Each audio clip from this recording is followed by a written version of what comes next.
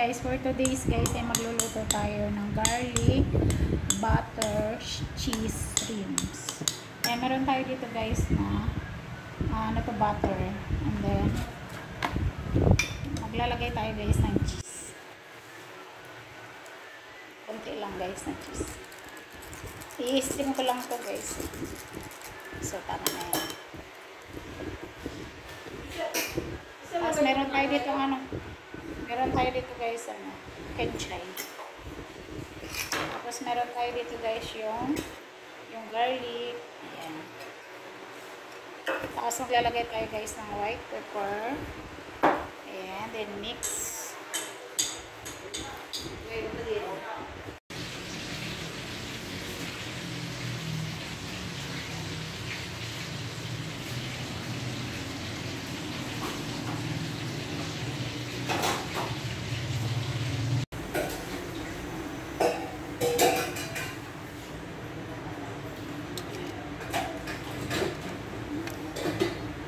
Guys, ito na ang finished product ng ating ano bang pwede tawagin dito?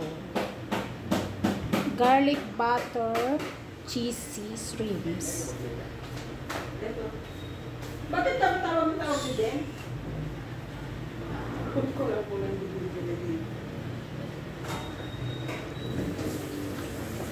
Garlic butter cheese steam shrimps. Steam ito guys ha.